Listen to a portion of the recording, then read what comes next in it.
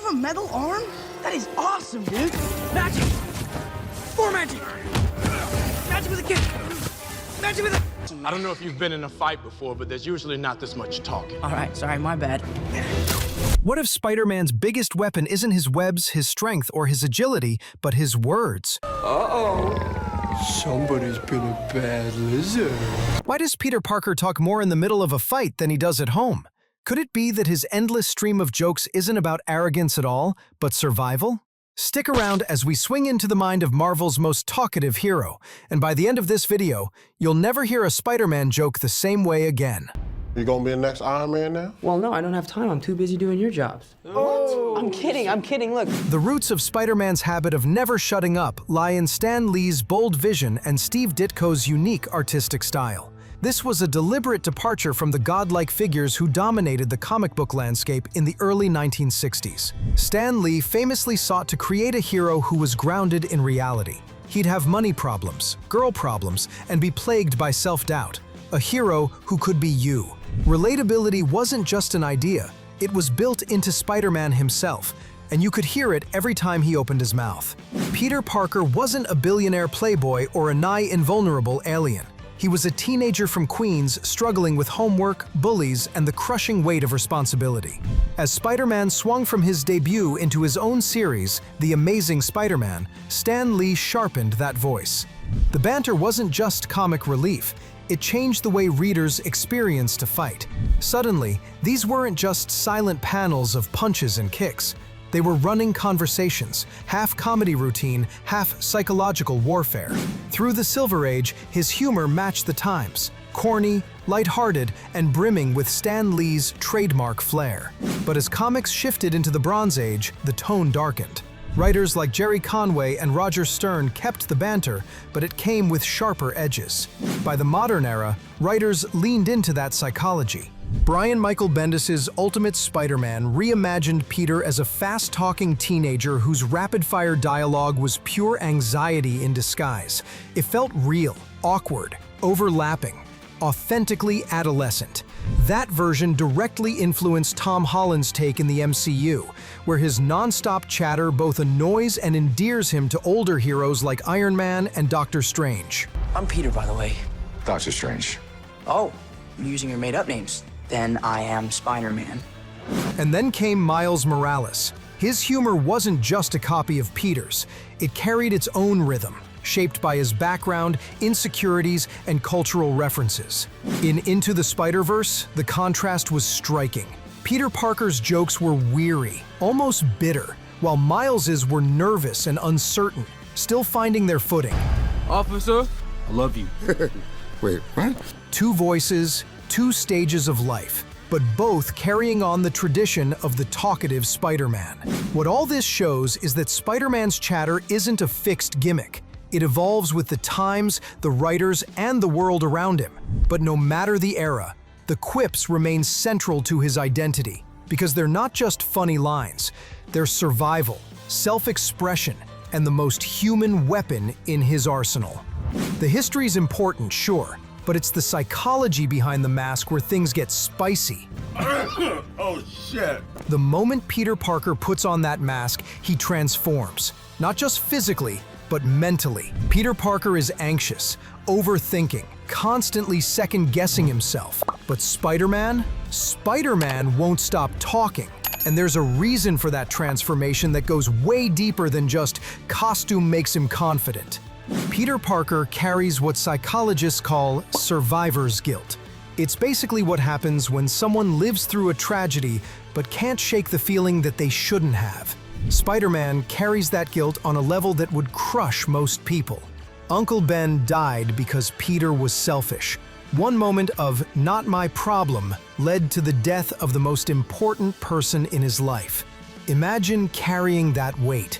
Every day, every fight, every time he puts on the costume, he's reminded that his power comes with a price. And that price came at the ultimate cost. So when he's swinging into battle against the Green Goblin, cracking jokes about pumpkin spice lattes, what's really happening? He's not being brave, he's being terrified. And the talking? That's his brain's way of not letting the terror win. There's actual science behind this, by the way. It's called gallows humor, and it's one of the most common coping mechanisms for people in high-stress, life-or-death situations. Emergency responders do it. Mike? Yeah. Big John?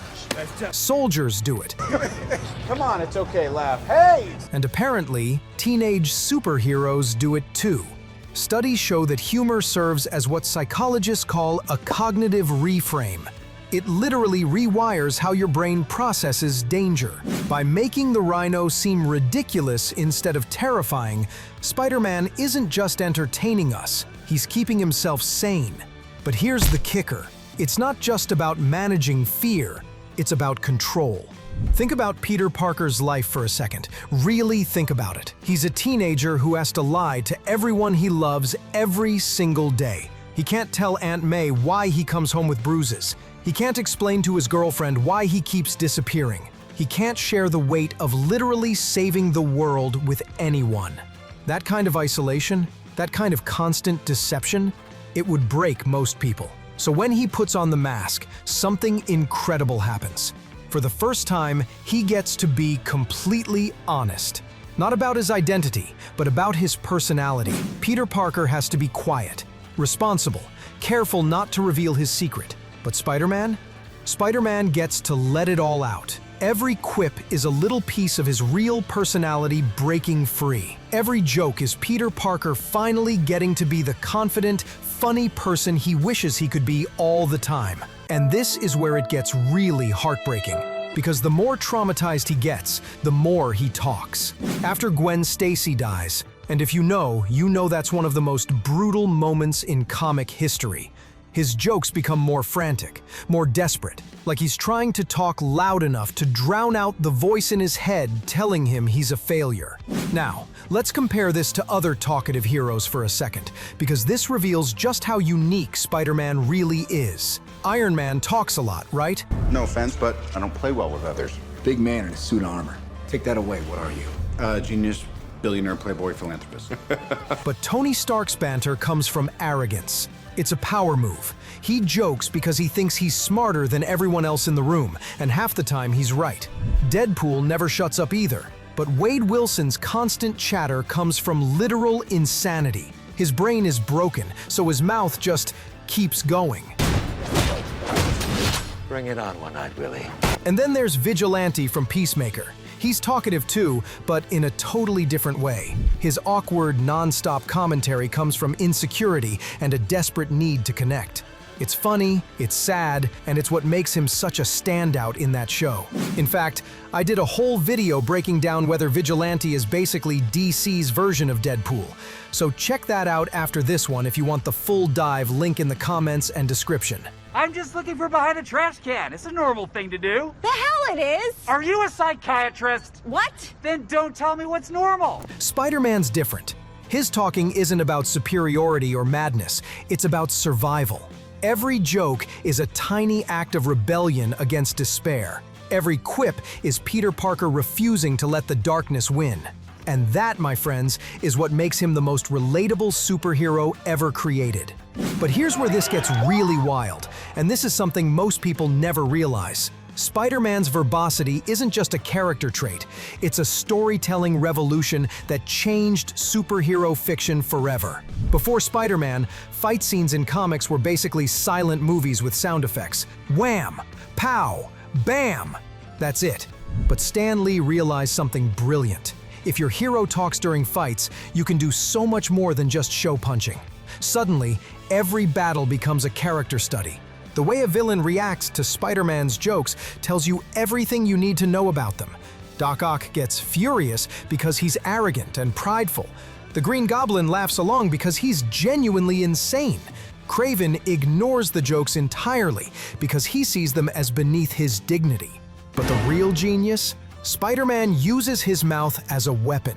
He doesn't just punch bad guys, he gets inside their heads. He makes them angry, makes them sloppy, makes them make mistakes. His words are literally part of his fighting style. Remember the scene in the first Raimi movie where he was fighting Bonesaw McGraw? What are you doing up there? Staying away from you. That's a cute outfit. Did your husband give it to you? That's not just a funny line, that's psychological warfare. He's not just beating Bonesaw physically, he's destroying his confidence, making the crowd laugh at him instead of cheering for him. And this is where it gets really serious for our generation, because Spider-Man's coping mechanism, using humor to deal with trauma and anxiety, that's basically everyone on social media right now. Think about it. How do you deal with bad news? You make memes about it. How do you process anxiety? You tweet jokes about your mental health. How do you cope with feeling powerless? You use humor to reclaim some sense of control. Spider-Man was doing this 60 years before TikTok existed.